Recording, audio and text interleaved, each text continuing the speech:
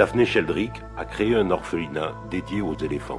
C'est une spécialiste en conservation animale mondialement connue. Daphné est la seule personne à avoir réussi à élever un éléphanteau orphelin depuis le jour de sa naissance. Ici, à Nairobi, il y a le groupe des bébés de moins d'1 an. C'est un centre ouvert aux visiteurs, 1 heure par jour seulement. Tous ces orphelins ont souffert de troubles psychologiques ou de blessures physiques, la plupart ayant été témoins du massacre de leur famille ou de longues heures passées dans les ravins, puits ou pièges. C'est grâce aux soins et à l'amour portés par l'équipe de l'orphelinat qu'ils réapprennent à vivre. Ils portent une couverture car leur mère n'est plus là pour les protéger des agressions du froid ou du soleil.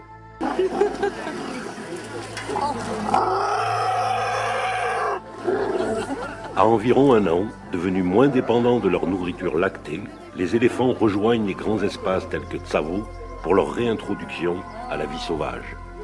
Catherine, présidente de l'association Terre et Faune, nous a recommandé pour obtenir un laissez-passer et ainsi pouvoir rendre visite à notre filleul, Nihiro, qui se trouve à Tsavo, centre fermé au public, loin de l'agitation touristique. Merci beaucoup.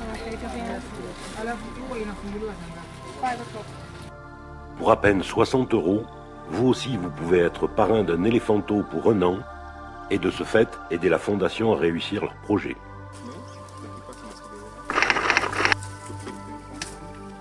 Lorsque nous arrivons à Tsavo, 22 éléphants sont dans plusieurs enclos de stockage pour la nuit. Nous sommes accueillis très chaleureusement par Philippe en échange du laissez-passer de parrainage. Philippe nous présente les éléphants, nom, âge, origine et le fonctionnement du centre. Ici, les promenades en forêt sont plus longues. Il faut s'habituer à se nourrir de végétation et rencontrer les familles d'éléphants sauvages qui seront amenés à rejoindre vers 10-15 ans pour entamer leur vie en savane. Nous partons vers l'enclos de Niro et ses copains. Je pensais que Philippe me désignerait Niro à travers l'enceinte. Mais il me prend la main, me demande si j'ai peur. Je lui dis que non, et nous entrons au milieu du groupe d'éléphants.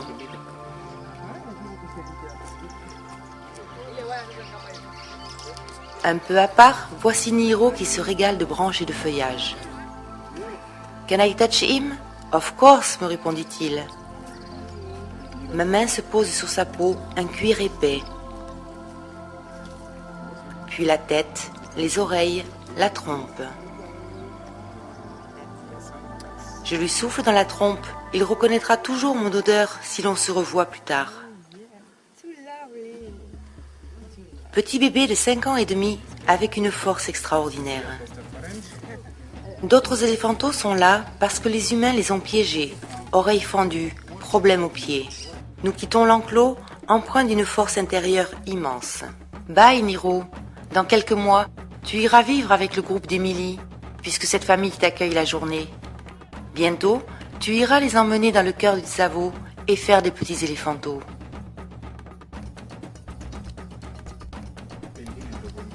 Ça, c'est du lait pour les éléphants. Il y a le stockage des sacs de lait en poudre, des quantités de fils de fer, pièges retirés des animaux, des flèches. Puis nous remercions Philippe et son équipe pour cet accueil chaleureux et nous laissons la trace de notre passage sur le livre d'or du centre. 120 personnes dévouées, dont 52 gardiens d'éléphants, sont employés par le Trust. Ces employés, pour le fonctionnement du programme, vont, grâce à ce dernier, recevoir un bon salaire, donc être indépendants et pouvoir nourrir leur famille dignement et envoyer leurs enfants à l'école. Sauver les éléphants et leur milieu naturel, c'est non seulement sauver notre support vital, mais aussi aider les hommes à survivre en symbiose avec leur patrimoine sauvage, sans lequel ils ne seraient rien. Asante sana Daphné.